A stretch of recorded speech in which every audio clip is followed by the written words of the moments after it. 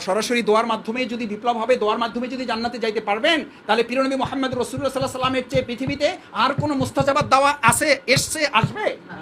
সেই মুস্তাজাবাত দাওয়া যদি তার দোয়ার মাধ্যমে তিনি যুদ্ধ করা ছাড়া বিপ্লব করতে না পারেন, দান মোবারক শহীদ হওয়া ছাড়া যদি দিনের বিজয় না হয়, সেই মুস্তাজাবাত দাওয়া যদি রক্তে পায়ে জুতা মোবারক আটকে যাওয়া ছাড়া দিনের বিজয় না হয়, সেই মুস্তাজাবাত দাওয়া যিনি তায়েফের ময়দানে রক্তাক্ত হয়ে পড়ে থাকা ছাড়া দিনের বিজয় না হয়, সেই মুস্তাজাবাত দাওয়া যিনি 55 বছর বয়সে 70 কিলোমিটার পথ পাড়ি দিয়ে হেঁটে পায়ে যুদ্ধ করা ছাড়া বিজয় না হয়, আজকে বাংলাদেশে কোন পীরের দোয়ায় এদেশ ইসলামে বিজয় হয়ে যাবে? আমাদের প্রতিবেশী রাষ্ট্র এটা স্বীকার করে, আমাদের গোটা আন্তর্জাতিক বিশ্ব বাংলাদেশের ব্যাপারে স্বীকৃতি দেয় যে বাংলাদেশের গুড গভর্নেন্স বলে যদি কিছু থাকে এবং ভবিষ্যতে যদি করতে হয়, একমাত্র জামাত ইসলামের পক্ষে এটা সম্ভব। আসসালামু আলাইকুম সুপ্রদর্শক, গোটা আন্তর্জাতিক বিশ্ব বাংলাদেশ সম্পর্কে মন্তব্য করেছে। বাংলাদেশ যদি গুড গভর্নেন্স বলে কিছু থাকে, ভবিষ্যতে যদি কিছু হয়, সেটা করবে বাংলাদেশ জামাত ইসলামী। রক্ত দেওয়া ছাড়া, জীবন দেওয়া ছাড়া, শুধু দোয়ার মাধ্যমে ইসলামী রাষ্ট্র কায়েম হবে না, ইসলামী বিপ্লব হবে না। সুপ্রদর্শক, এমনই মন্তব্য করেছেন জামাত নেতা ডক্টর শফিকুল ইসলাম মাসুদ। আমরা তার মুখ থেকে বিস্তারিত জেনে আসি। আকিমুস সালাত আপনাকে 1 ঘন্টার আনুগত্যের ট্রেনিং থিওরিটিক্যালি দিয়েছে, আর আকিমুদ্দিনের মাধ্যমে 23 ঘন্টা ওরকমই আরেকজন ইমামের ওরকম একজন আনুগত্য করার জন্য দায়িত্বশীল ঠিক করে কাজ করার নামই হচ্ছে আকিমুদ। যে 1 ঘন্টা আকিমুস সালাতের আনুগত্যের ট্রেনিং আপনি নিয়েছেন, এই থিওরিটিক্যাল ট্রেনিংটাই যদি আকিমুদ্দিনে 23 ঘন্টায় আপনি ইনভেস্ট করতে ব্যর্থ হন বা আমি ব্যর্থ হই, তার অর্থ হলো এটা আপনাকে মেনে নিতে হবে যে 1 ঘন্টার আনুগত্যের ট্রেনিং আপনি নিতে সক্ষম হলেও 23 ঘন্টার বাস্তব জীবনে আনুগত্যের দায়িত্বশীল নির্ধারণ করতে না পারার অর্থই হলো আমি ওই 23 ঘন্টা ইবলিসের আনুগত্যের সিদ্ধান্ত নিয়েছি। আকিমুস সালাত আপনাকে 1 ঘন্টার আনুগত্যের ট্রেনিং দিয়ে ছেড়ে দিল, বাকি 23 ঘন্টার আনুগত্যের মাপকাঠি মানদণ্ডটা কি হবে? প্রিয় নবী মুহাম্মদুর রাসূলুল্লাহ সাল্লাল্লাহু আলাইহি ওয়াসাল্লাম এই আনুগত্যের ট্রেনিং নেওয়ার জন্যই সাহাবা আজমাইন কিরামগণকে আকিমুস সালাতের যত গুরুত্ব তাৎপর্য তাদের সামনে তুলে ধরেছেন। নিশ্চয়ই এটা তাৎপর্যপূর্ণ, সালাতের গুরুত্ব অপরিসীম। কিন্তু সেই সালাত যখন আপনাকে মসজিদমুখী করার পর আকিমুদ্দিনের মাধ্যমে সংগঠনমুখী করলো না, ওখানে ইমামের আনুগত্যের মাধ্যমে আপনাকে এখানে দায়িত্বশীলের আনুগত্য করতে অভ্যস্ত করলো না, সেই প্রসঙ্গেই সূরা মাউনের বর্ণনা হচ্ছে ফাওয়াইলুল লিল, যারা নামাজ পড়ে না ধ্বংস তাদের জন্য। অর্থটা এটা, অর্থটা কি? নামাজ পড়লো ধ্বংস তাদের জন্য করলো। তার মানে কি? আপনি ট্রেনিংটা নিলেন না। আকিমুস সালাতও আছে, দায়েমুস সালাতও আছে, অর্থাৎ যে নামাজ আপনি কায়েম করেছেন, ট্রেনিং নিয়েছেন, আনুষ্ঠানিকভাবে যে ট্রেনিংটা আপনি নিয়েছেন, সেটার উপরে আপনি দায়েম থাকতে পারলেন না, ওটার উপরে আপনি 24টা ঘন্টা নিজেকে পরিচালনা করতে পারলেন না। তার অর্থই হচ্ছে আপনার নামাজ আপনাকে সফল করলো না। কি করলো? ধ্বংস করলো। তার অর্থই হলো ধ্বংস কে করে? আল্লাহ তাআলা সফল করে, আর ইবলিস আমাদের কি করে? তাহলে 1 ঘন্টার ইমামতির আনুগত্যের ট্রেনিং আমি আজকে প্রথম সিদ্ধান্ত নিলাম, মুয়াজ্জিনের আযান শুনলে যেমন মসজিদে যাওয়া আমার জন্য বাধ্যতামূলক, দায়িত্বশীলের নির্দেশ যদি কোরআন সুন্নাহর ভিত্তিতে হয়, তাহলে ওই আহ্বানে সাড়া দেওয়া আমার জন্য বাধ্যতামূলক। 2 নম্বর ঠিক হলো, ওখানে আনুগত্য আমি ইমামের কাছে 1 ঘন্টা করার মধ্য দিয়ে সিদ্ধান্ত নিলাম বাকি 23 ঘন্টা আমার জীবনে একজন ইমাম থাকবে। যদি ইমাম না থাকে তাহলে বিপরীতটা হচ্ছে আমার ইমাম হয়ে যায় কে? ইবলিস। তাহলে ইবলিসের থেকে বাঁচার জন্যই আমি আজকে থেকে আকিমুস সালাতের 1 ঘন্টা ইমাম আর আকিমুদ্দিনের 23 ঘন্টার ইমাম, ইনশাআল্লাহ। 3 নম্বর, যে সালাত আপনি ফজর পড়েছেন, যে সালাত আপনি জুমা পড়বেন, আল্লাহু আকবার, আপনি বায়াতবদ্ধ জীবনের গুরুত্ব তো আপনার সালাতের মধ্যে বিদ্যমান।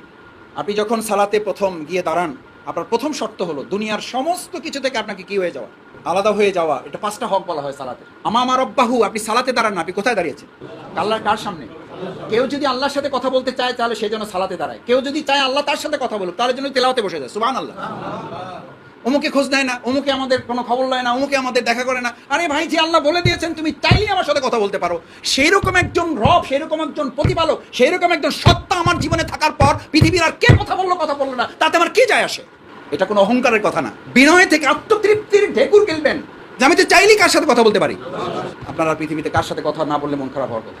শুধু 5 ওয়াক্ত সালাত, আল্লাহ রাসূল সাল্লাল্লাহু আলাইহি ওয়াসাল্লামের তো সবচেয়ে প্রশান্তির ঠিকানা ছিল এটা। আপনি প্রশান্তি খুঁজেন মেডিটেশনের মাধ্যমে, আপনি প্রশান্তি খুঁজেন ব্যাংক ব্যালেন্স সমৃদ্ধ হওয়ার মধ্যে, আপনি প্রশান্তি খুঁজেন আপনার প্রমোশন ডিমোশনের উপর, আপনি প্রমোশন করছেন, ফ্ল্যাট হইলো, প্লট বরাদ্দ হইলো, আপনার চাকরির কি হইলো এটার উপরে। অথচ আল্লাহ রাসূল সাল্লাল্লাহু আলাইহি ওয়াসাল্লাম প্রশান্তি খুঁজেছেন আসসালাতু আয়নুজ যিকির। যখন অস্থিরতা তার মধ্যে বিরাজ করতো, সাথে সাথে তিনি কোথায় দাঁড়িয়ে যেতেন? তার অন্তরটা প্রশান্তিতে ভরে যেত। আর আমাদের এখন নামাজের মধ্যে দাঁড়াইলে অস্থিরতা বেড়ে যায়। আমাদের দেশের খুতবা হয়, মানুষের ঘুমের উপযুক্ত সময় নির্ধারিত হয়, আর রাসূল সাল্লাল্লাহু আলাইহি ওয়াসাল্লাম খুতবা দিতেন, সবচেয়ে দুর্বল সাহাবীও চোখের পলক ফালানোর সময় খুঁজে পেতেন না, চোখের পলক ফেলতেন না যে কোন শব্দটা আমার থেকে ছুটে যায়। এবং রাসূল সাল্লাল্লাহু আলাইহি সাল্লামের চেহারাটা এরকম থাকতো যে এখনই রাসূল সাল্লাল্লাহু আলাইহি সাল্লাম আমাদেরকে যুদ্ধের জন্য বের হয়ে যেতে বলবেন। আরে ভাই, সরাসরি দোয়ার মাধ্যমে যদি বিপ্লব হবে, দোয়ার মাধ্যমে যদি জান্নাতে যাইতে পারবেন, তাহলে প্রিয় নবী মুহাম্মদ রাসূলুল্লাহ সাল্লাল্লাহু আলাইহি সাল্লামের চেয়ে পৃথিবীতে আর কোনো মুস্তাজাবাত দাওয়া আসবে? সেই মুস্তাজাবাত দাওয়া যদি তার দোয়ার মাধ্যমে তিনি যুদ্ধ করা ছাড়া বিপ্লব করতে না পারেন, দান মোবারক শহীদ হওয়া ছাড়া যদি দিনের বিজয় না হয়, সেই মুস্তাজাবাত দাওয়া যদি রক্তে পায়ে জুতা মোবারক আটকে যাওয়া ছাড়া দিনের বিজয় না হয়, সেই রাসূল সাল্লাল্লাহু আলাইহি সাল্লাম মুস্তাজাবাত দাওয়া যদি 27টা যুদ্ধের নেতৃত্বে দেওয়া ছাড়া যদি ইসলামের বিজয় না হয়, সেই মুস্তাজাবাত দাওয়া যিনি তায়েফের ময়দানে রক্তাক্ত হয়ে পড়ে থাকা ছাড়া দিনের বিজয় না হয়, সেই মুস্তাজাবাত দাওয়া যিনি 55 বছর বয়সে 70 কিলোমিটার পথ পাড়ি দিয়ে হেঁটে পায়ে যুদ্ধ করা ছাড়া বিজয় না হয়, আজকে বাংলাদেশে কোন পীরের দোয়ায় এই দেশে ইসলামে বিজয় হয়ে যাবে? কেন বায়াত হব না আমি? সেই রাসূল সাল্লাল্লাহু আলাইহি সাল্লামের সাহাবা আজমাইন কিরামগণের শেষে তো সাহাবা আজমাইন কিরাম, তাদের ঈমান ছিল, তাদের তাহাজ্জুদ ছিল, তাদের সাদাকা ছিল, তাদের জিকির ছিল, তাদের সব ছিল, তাদের দাড়ি মোবারক ছিল, তাদের টুপি মোবারক ছিল, তাদের জুব্বা মোবারক ছিল, সবই তো তাদের ছিল। তারপর তো এসে বলেছিল বায়াতু রাসূলুল্লাহ সাল্লাল্লাহু আলাইহি ওয়াসাল্লাম, হে রাসূল আমাদেরকে বায়াত দেন। তারা তো বায়াতই নিয়েছিলেন এটার উপরে ভিত্তি করে।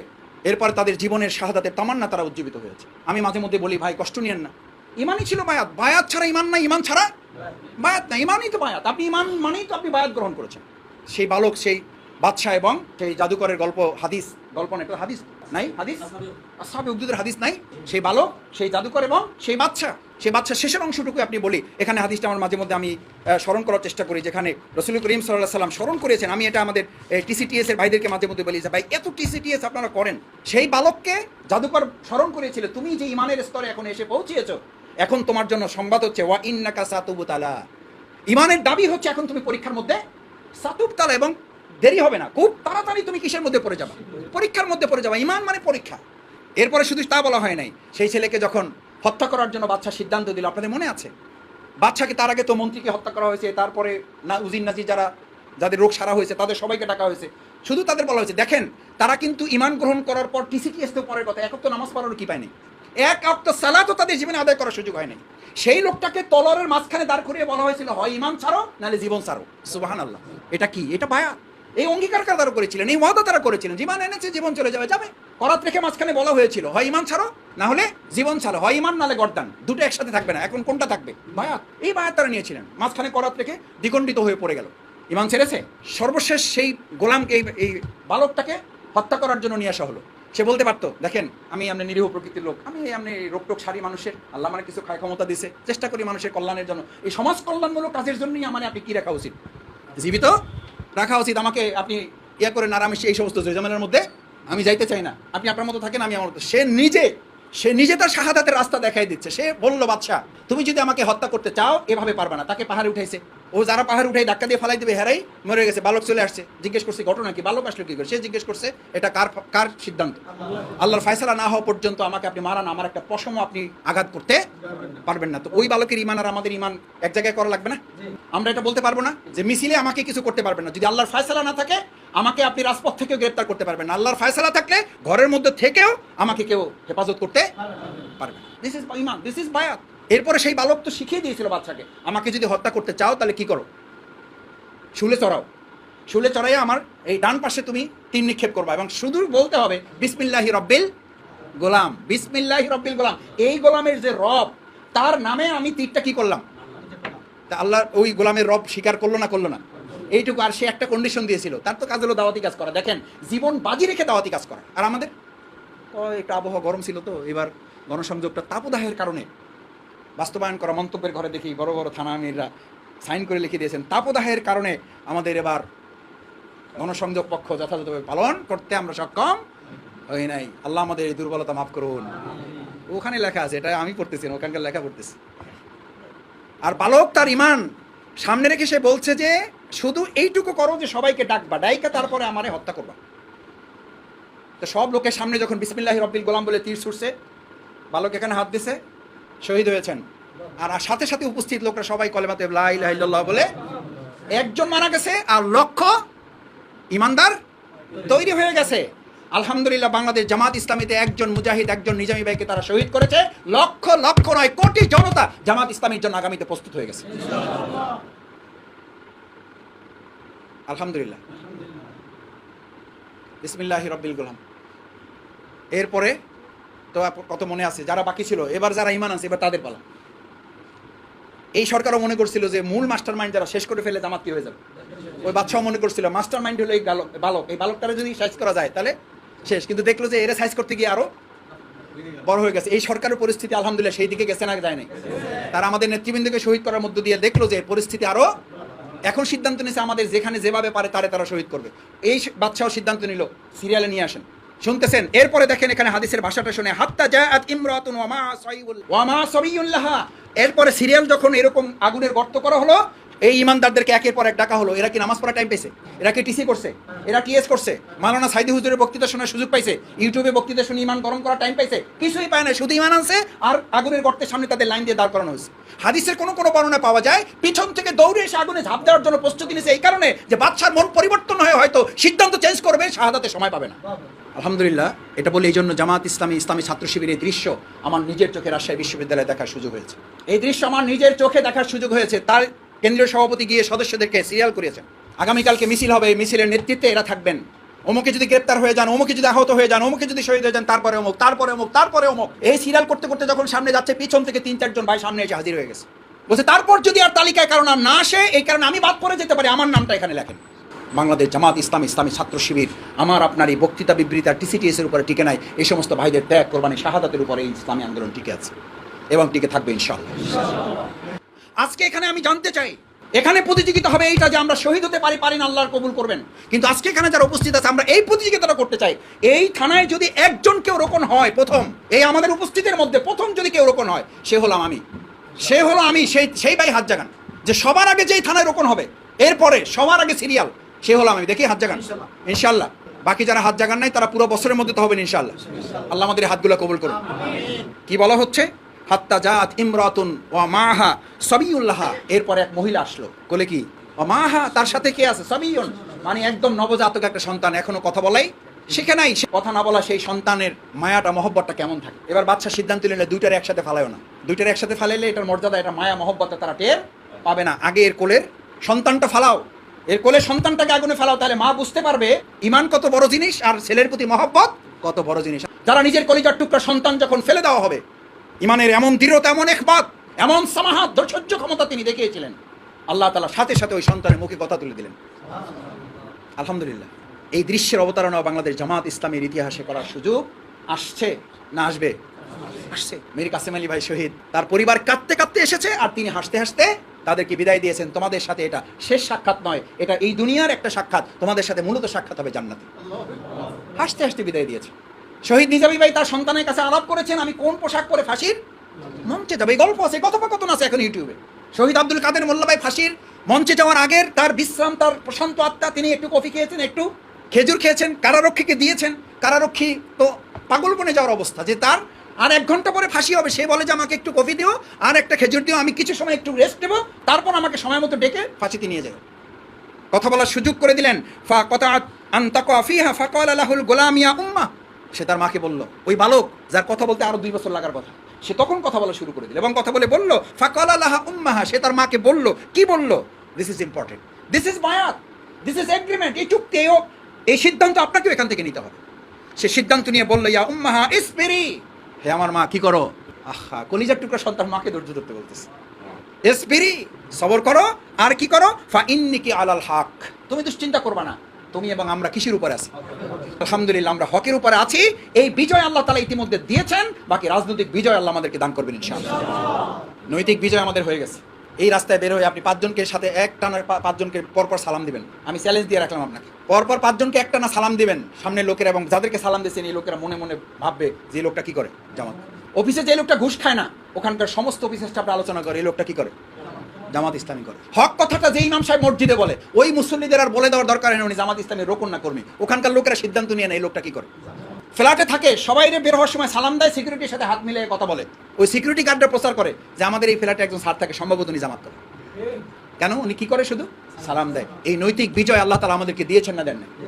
দিয়েছেন। আমাদের প্রতিপক্ষরাও এটা স্বীকার করে, আমাদের প্রতিবেশী রাষ্ট্র এটা স্বীকার করে, আমাদের গোটা আন্তর্জাতিক বিশ্ব বাংলাদেশের ব্যাপারে স্বীকৃতি দেয় যে বাংলাদেশের গুড গভর্নেন্স বলে যদি কিছু থাকে এবং ভবিষ্যতে যদি কেউ করতে হয়, একমাত্র জামাত ইসলামের পক্ষে এটা সম্ভব। এই নৈতিক বিজয় যেখানে আমাদের হয়েছে, রাজনৈতিক বিজয় আমাদেরকে হবে ইনশাআল্লাহ। সেটার জন্য কি আপনারা প্রস্তুত আছেন? সেই প্রস্তুতির জন্যই সাহাবীগণ গিয়ে বলেছিলেন বায়াতু রাসূলুল্লাহ সাল্লাল্লাহু আলাইহি ওয়াসাল্লাম, হে রাসূল পরিস্থিতি তো একটু খারাপ আছে, কি দেন আমাদেরকে? না ভালো আছে? পরিস্থিতি ভালোর জন্য বায়াত না খারাপের জন্য বায়াত? খারাপ পরিস্থিতিকে কি করার জন্য? ভালোর জন্য। আর আপনারা কি বলেন? পরিস্থিতিটা চেঞ্জ হোক, ইনশাল্লাহ আমরা সবাই কি হয়ে যাব? পরিস্থিতি চেঞ্জ হওয়ার পর রোকন হওয়া, বায়াত নেওয়া, নাকি বায়াত নিয়ে পরিস্থিতি চেঞ্জ করার সিদ্ধান্ত না? সাহাবীদের সুন্নাহ কোনটা ছিল? বায়াতের সাথে সম্পর্ক দুঃসময়ের না সুসময়ের? যতগুলো বায়াতের ঘটনা ঘটেছে রাসূল সাল্লাল্লাহু আলাইহি ওয়াসাল্লামের কাছে, ওমরের কাছে, পরবর্তী খলিফাদের কাছে, সমস্ত ঘটনাগুলো দুঃসময়ের সাথে সম্পর্ক না সুসময়ের? আর আমরা বায়াত নেওয়ার জন্য অপেক্ষা করছি। এই জাতি পরিবর্তন কে করবে? এই দেশের পরিবর্তন কে করবে? আরে ভাই, এটা তো বায়াতের মৌসুম চলতেছে, এটা আম্রপালি আর হিমসাগরের মৌসুম চলতেছে না। কিসের মৌসুম? এই মুসলিম উম্মার বদনসিব যে এরা ইলিশের মৌসুম জানে, এরা আমের মৌসুম জানে, এরা লিচু কাঁঠালের মৌসুমের খবর রাখে, এরা শুধু বায়াতের মৌসুমের খবর রাখলো। আফসোস, আমরা উপস্থিত এখানে সকলে হাত জাগাতে চাই, দেখি ইনশাল্লাহ ইনশাল্লাহ এই বায়াতের মৌসুমে আল্লাহ আমাদেরকে বায়াত নেওয়ার তৌফিক দান করুন।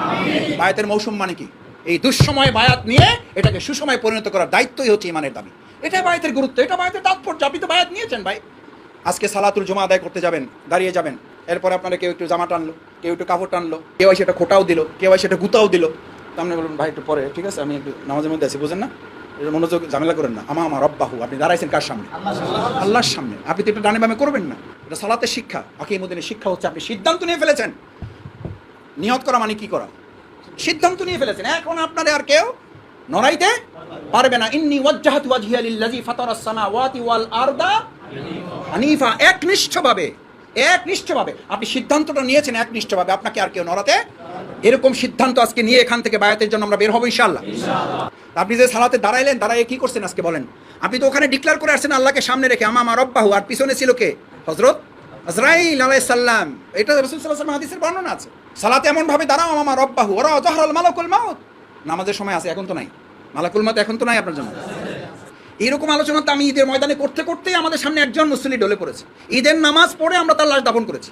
এই আলোচনা চলতেই, এই নামাজের এই মাসালা বর্ণনা করতেই আমার রব্বাহু ওয়া জাহরাল মালাকুল মাউত এই আলোচনা চলতেছে। ওর মধ্যে একজন মুসল্লি ঢলে পড়েছে, বাসায় নেওয়ার সময় নেই। ওখানে হাত ধরে ডাক্তার একজন ছিলেন, মানে এলাকার গ্রাম্য ডাক্তার, বলছে না উনি নেই। এরকম আমাদের হতে পারে না। ওরা জাহরাল মালাকুল মাউত। প্রত্যেক ইমানদার ভাববে এই কথা যে আল্লাহর সিদ্ধান্ত বাস্তবায়নে এইটুকুই আমার জীবনের শেষ সময়, আমি আর সময়। এই ভাবনাটা হচ্ছে ইমানদারের ইবাদতের সবচেয়ে গুরুত্বপূর্ণ অধ্যায়। এটা ভেবে যদি কেউ আজকের জুমা আদায় করে, তার জুমাটা কেমন হবে? এটা ভেবে যদি আজকের এই টিসি আপনি গ্রহণ করেন, তাহলে আপনার জীবন পরিবর্তনটা কেমন হবে? কি পড়েন সালাতে? ইয়াকা নাবুদু ওয়া ইয়াকা নাস্তাইন। কত বেঈমান প্রকৃতির হলে আল্লাহকে সামনে রেখে বলে আসতেছে আমি আপনার ছাড়া ইয়াকা নাবুদু, কারো গোলামি করি না। সে পরের দিন আল্লাহর দিন কায়েমের কাজে বলে যে আমার চাকরির জন্য, আমার ব্যবসার জন্য, আমার পরিবারের জন্য, আমার ছেলে মেয়ে, আমার স্ত্রী, আমার সম্পদ, আমার সম্মান, আমার ডেজিগনেশন, আমার মর্যাদা, আমার স্ট্যাটাসের জন্য আমি আসলে আজকের প্রোগ্রামটা আসতে পারবো না। ওই সময়টুকু আপনি আল্লাহর গোলাম না হয়ে কিসের গোলাম? হয় চাকরির গোলাম, নাহলে ব্যবসার গোলাম, নাহলে স্ত্রী সন্তান ভালোবাসার গোলাম, নাহলে ডেজিগনেশন, স্ট্যাটাস, মর্যাদার গোলাম, না হলে আপনি দুনিয়ার সম্পদ প্রতিপত্তির গোলাম। কারণ আপনি তো বায়াত করে এসছেন কার সামনে? আপনি তো ওয়াদা করে আসছেন ইয়াকা নাবুদু, আপনি আপনার ছাড়া আর কারো গোলামি। আমি ফ্ল্যাটের গোলামি করি না, আমি প্লটের গোলামি, আমি চাকরির গোলামি করি না, আমি প্রমোশনের গোলামি করি না, আমি কোনো রক্তচক্ষুর গোলামি করি না, আমি থানার ওসি এসি ডিসি, আমি রক্তচক্ষু, আমি কোনো বন্দুকের নল কিংবা বুলেটের গোলামি করি না, আমি কোনো পার্শ্ববর্তী রাষ্ট্রের রক্তচক্ষু হুমকির পরোয়া করি না। এটার অর্থই হচ্ছে ইয়াকা নাবুদু ওয়া ইয়াকা নাস্তাইন, আমি আপনার ছাড়া আর কারো সাহায্য চাই না। কে তাকাইলো কে তাকাইলো না, কে দেখলো না, কে আমার সম্পর্কে ভালো বললো না, আই ডোন্ট কেয়ার দেয়ার। এ সমস্ত আমি পরোয়া করি না। এটার নাম কি? আর এটার নাম কি? বায়াত। আপনি তো আল্লাহর সাথে চুক্তি করে আসছেন, আপনি বায়াত নেবেন কি? বায়াত তো প্রতিদিন নিতেই আছেন। আল্লাহুম্মা ইন্না নাস্তাঈনুকা ওয়া নুমিনু বিকা ওয়া নাতাওয়াক্কালু আলাইকা ওয়া নুসনি আলাইকাল খায়র। তারপরে ওয়া নাশকুরুকা।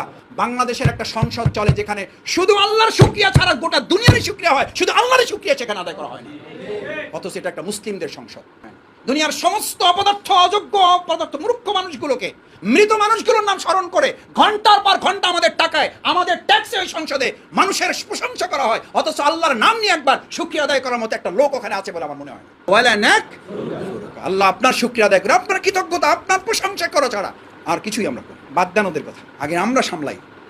আজকের দোয়ায় কুনুত হচ্ছে আমাদের একটা বায়াত।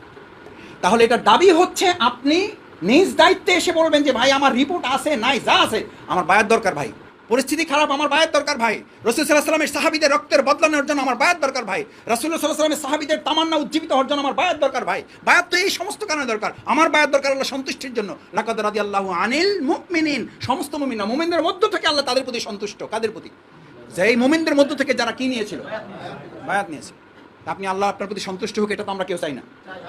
আল্লাহ আমাদের প্রতি সন্তুষ্ট হোক যদি এটুকু শুধু চান। রাসূল করিম সাল্লাল্লাহু আলাইহি ওয়াসাল্লামের কথা ভালো করে কান খুলে শুনে রাখেন। আয়েশা রাদিয়াল্লাহু তাআলা আনহাকে বললেন, আয়েশা ভালো করে কান খুলে শুনে রাখো, আমল দিয়ে কেউ জান্নাতে যেতে পারবে না। আমল দিয়ে কেউ জান্নাতে যেতে পারবে না। আর আমরা হিসাব কিতাব করে দেখছি যে যা আমল করছি তাতে জান্নাত তো পাবোই, ভাড়াও দেওয়া যাবে, সাবলেট। আর সাইদি হুজুর এটাকে উল্টাই বলতেন, যা আমল করছেন গোটা জাহান্নামও যুগ কপালে জুটবে কিনা সন্দেহ আছে, ওখানেও টিনের ছাপড়া ছাপড়া দিয়ে থাকা লাগবে। আল্লাহ মাফ করুন আমাদের। তাহলে বায়াত আমাদের আছে না নাই? সূরার নাম বললাম কি? আরাফ। কত নাম্বার? 172। ওয়াইদ আখাযা রাব্বুকা মিন বানি আদম, যখন বনি আদমকে সৃষ্টি করা হয়েছে, এবং জুহুরিহিম, আমাদেরকে যখন সৃষ্টির সিদ্ধান্ত আল্লাহ নিয়েছেন। জুহুরিহিম ওয়া যুররিয়াতাহুম, যুররিয়া মানে এই বংশ পরম্পরা, সৃষ্টির সিদ্ধান্ত আল্লাহ নিয়েছেন। ওয়া আশহাদাহুম, তিনি আমাদের থেকে একটা সাক্ষী নিলেন। আলাস্তু বি রাব্বিকুম, তোমরা কি টাকার গোলামি করবা? তোমরা কি সম্পদের গোলামি করবা? তোমরা কি মসজিদ কমিটির সভাপতির গোলামি করবা? তোমরা কি থানার ওসির গোলামি করবা? তোমরা কি শিক্ষা প্রতিষ্ঠানের প্রধানের গোলামি করবা? এমপির গোলামি করবা? চেয়ারম্যানের গোলামি করবা? কমিশনারের গোলামি করবা? প্রধানমন্ত্রীর গোলামি করবা? না পার্শ্ববর্তী রাষ্ট্রের গোলামি করবা? নাকি পাশ্চাত্য প্রাচ্য সভ্যতার গোলামি করবা? নাকি আমার গোলামি করবা? আমরা কি বলেছিলাম সবাই? বায়াত নাই তো আমাদের। বায়াত নিয়েই তো পৃথিবীতে এসেছেন। আপনি তো জন্মগতভাবে বায়াত, আপনার জন্মই তো হয়েছে বায়াত নিয়ে রে ভাই।